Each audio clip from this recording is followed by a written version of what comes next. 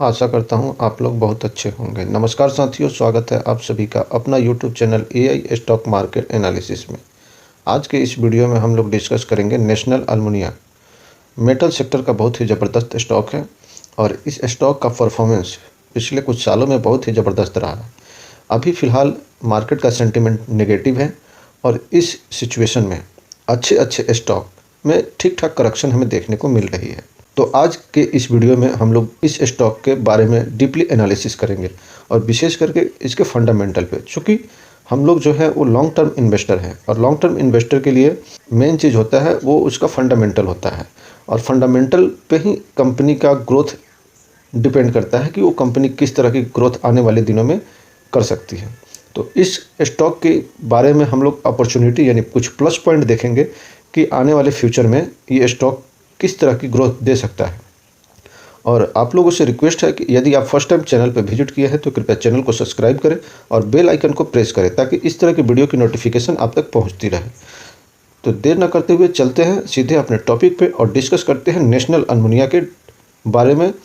इसके फंडामेंटल देखते हैं, विशेष करके पहले इसकी बेसिक देखते हैं। तो अगर मार्केट कैप की बात करें तो लगभग 34,768 करोड़ का मार्केट कैप है और करेंटली इस स्टॉक का करंट पी जो है वो लगभग 9 का है और यही इंडस्ट्रीज पी देखें तो 25.7 का है। यानी कंपेयर करें तो लगभग बहुत ही इंडस्ट्रीज पी के अकॉर्डिंग अगर कंपेयर करते हैं तो बहुत ही चीपर वैल्यू पे ये स्टॉक अभी ट्रेड करता हुआ नज़र आ रहा है। और इसकी आरओसी की बात करें तो 17 है और आरओई लगभग 12.5 है। बुक वैल्यू देखें तो 86 का है और करेंटली ये ट्रेड कर रहा है 190 पे। 52 वीक हाई 263 है और 52 वीक लो 130 है। डिविडेंड यील्ड 4.22 है। फेस वैल्यू कंपनी की 5 है और यही कंपनी के ऊपर जो डेप्थ है, जी हाँ ये पीएसयू सेक्टर की कंपनी है, डेप्थ बिल्कुल ना के बराबर है, लगभग 90.8 करोड़ यानी लगभग 91 करोड़ इस कंपनी के ऊपर डेप्थ है। यही जो कंपनी के पास जो कैश है वो बहुत ही ज़बरदस्त है, 3,623 करोड़। यही इस स्टॉक को अगर हम देखें ऊपर से कितना करेक्ट हो गया है तो लगभग 28%। आज के इस सिचुएशन में अच्छे अच्छे स्टॉक 30%, 40%, कुछ स्टॉक तो 50% तक करेक्ट हो गए हैं। उन स्टॉक की बात कर रहे हैं जो 50% करेक्ट हो गए हैं, जिनके फंडामेंटल बहुत ही स्ट्रांग है और जिनमें कभी हम लोग एक्सपेक्ट नहीं करते थे कि ये स्टॉक 50% करेक्ट हो जाएगा। वैसे धुरंधर स्टॉक भी 50% करेक्ट हो गया है और फिर भी इस कंडीशन में नेशनल अल्मुनिया 28% ही करेक्ट हुआ है। तो इस स्टॉक में बहुत ही दमदार अपॉर्चुनिटी है और मेटल सेक्टर का ये स्टॉक है और मेटल सेक्टर में काफ़ी वॉलेटिलिटी रहती है। और एक डिस्क्लेमर दे दूं आप लोगों को, ये वीडियो सिर्फ और सिर्फ एजुकेशन पर्पज़ के लिए बनाई जा रही है। हमारी तरफ से कोई बाई और सेल का रिकमेंडेशन नहीं है। आप कुछ भी करने से पहले अपने फाइनेंशियल एडवाइज़र से राय विमर्श ज़रूर कर लें।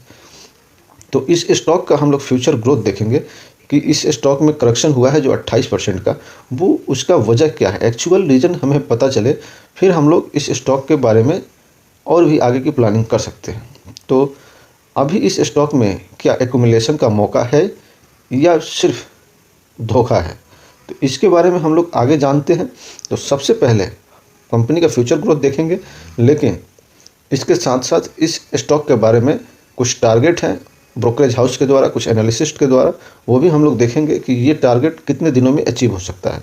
कि ये वीडियो अगर आप 6 महीने, साल भर, 5 साल, 10 साल के व्यू से देख रहे हैं तो ये वीडियो आपके लिए इन्फॉर्मेटिव है। अगर आप इंट्राडे ट्रेडिंग करते हैं तो ये वीडियो आपके लिए नहीं है। चाहे तो आप अभी भी इस वीडियो से एग्जिट हो सकते हैं। तो अगर आपका लॉन्ग टर्म व्यू है तो कृपया वीडियो के अंत तक बने रहें। आपको सारी इन्फॉर्मेशन इस वीडियो में मिलेगी जिससे कि आप अपना लॉन्ग टर्म नज़रिए के हिसाब से इस स्टॉक में कैसे पोजीशन बना सकते हैं और किस तरह से एवरेजिंग कर सकते हैं, बाई कहाँ करना है, आप कुछ डिसीजन ले सकते हैं इस वीडियो से। तो चलिए हम लोग देखते हैं इस स्टॉक का पीछे का परफॉर्मेंस कैसे रहा है। अगर पी रेशियो देखें, हम मैक्सिमम की बात करें, ये स्टॉक जब से लिस्टेड है तो इसका मीडियम पी जो है वो लगभग 14.5 का है और अभी हम लोगों ने देखा लगभग 8.5 के आसपास में। तो इससे अगर हम कंपेयर करें तो ये स्टॉक अपने चीपर वैल्यू पे ट्रेड करता हुआ नज़र आ रहा है। अगर हम मैक्सिमम की बात करें, अगर यहीं पिछले 10 साल की बात करते हैं तो 10 साल का जो मीडियम पी है इसका वो भी लगभग 13 का है।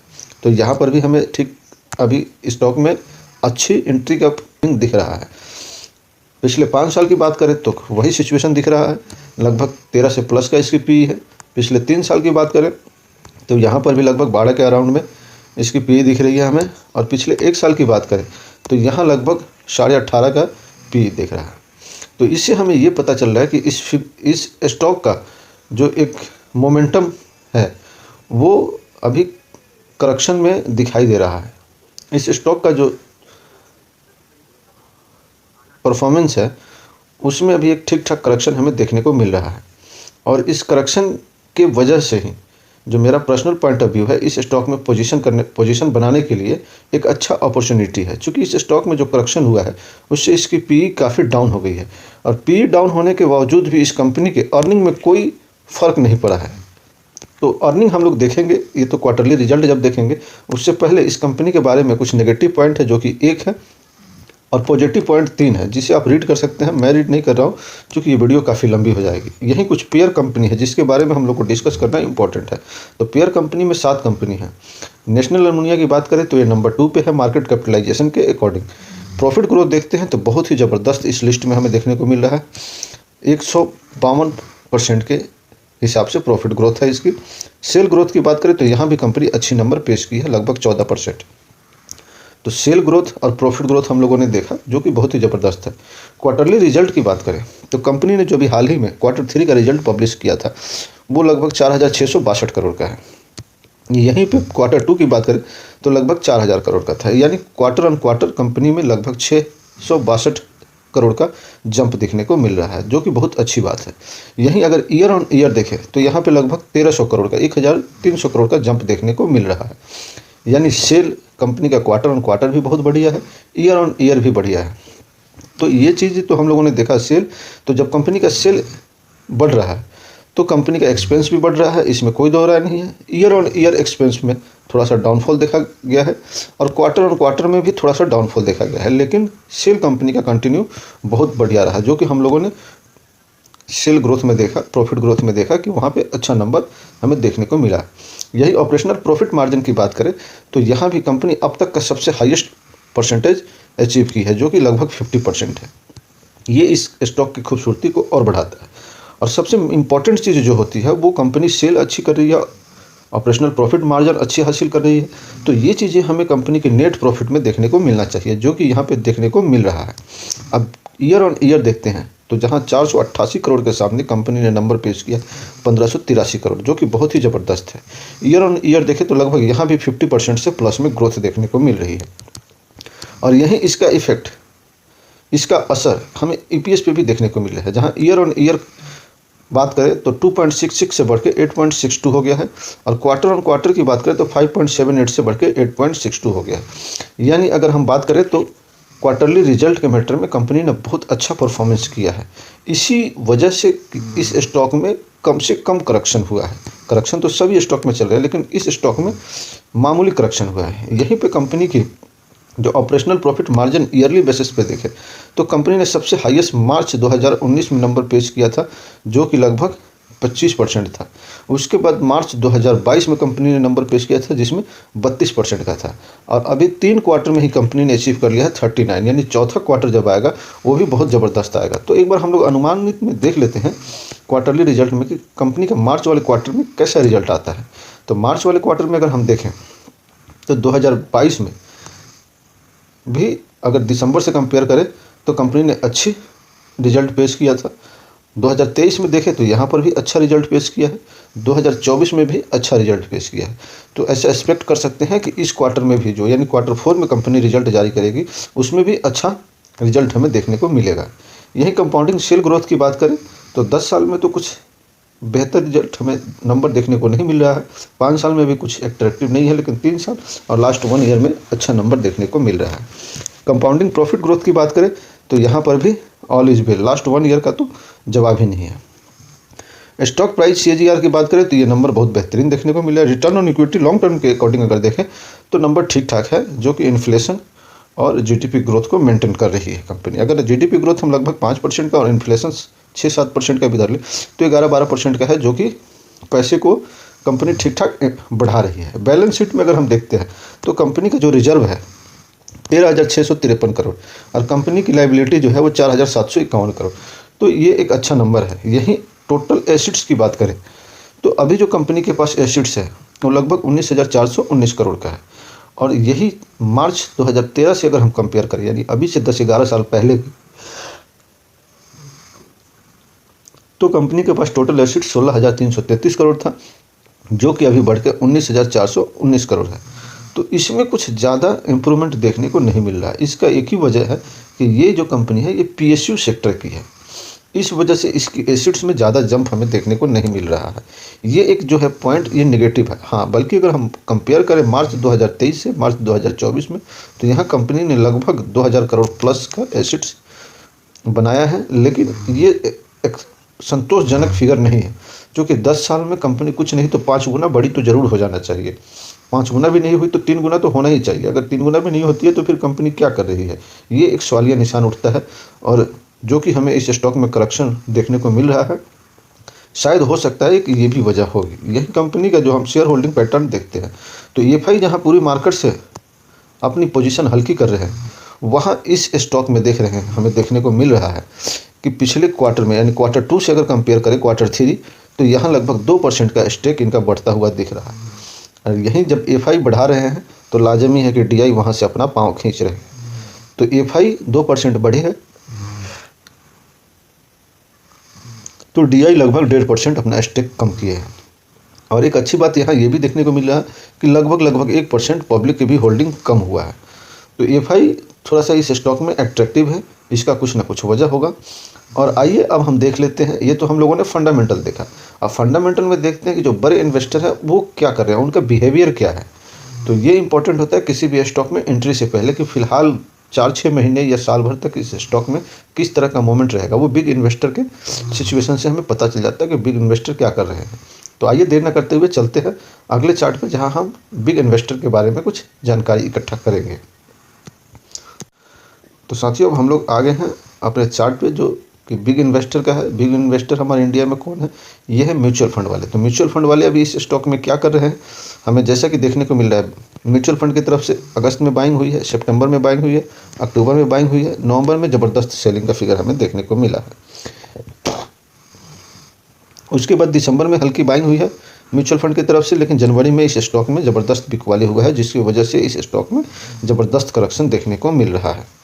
यही सबसे बड़ा जो सेलर है जनवरी मंथ का, वो है कोटक इक्विटी आर्बिट्रेज फंड, जो कि 7,16,250 इक्विटी का सेलिंग किया है, जो कि परसेंटेज टर्म में 0.38% बनता है। वहीं जो सबसे बड़ा बायर है वो Mirae assets large and mid cap fund है, जो कि 1,12,59,462 इक्विटी की बाइंग किया है। परसेंटेज टर्म में बनता है 0.07%। तो ये तो हम लोगों ने देखा कि म्यूचुअल फंड वाले क्या कर रहे हैं। म्यूचुअल फंड वाले अभी इस स्टॉक में सेलिंग का अपना नंबर जारी रखे हुए हैं, यानी अभी जनवरी मंथ में सेलिंग किया इन्होंने। दिसंबर मंथ में तो थोड़ी सी बाइंग किए थे, लेकिन जनवरी मंथ में उससे ज़्यादा इन्होंने सेल कर दिया। अब आइए हम लोग देख लेते हैं कि इस स्टॉक में टारगेट क्या निकल के आया है कुछ एनालिसिस्ट के द्वारा।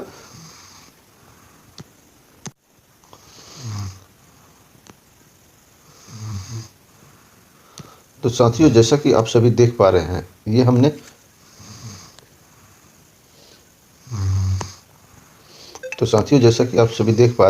ये हमने नेशनल अल्मुनिया कंपनी लिमिटेड का साइट खोल रखा है।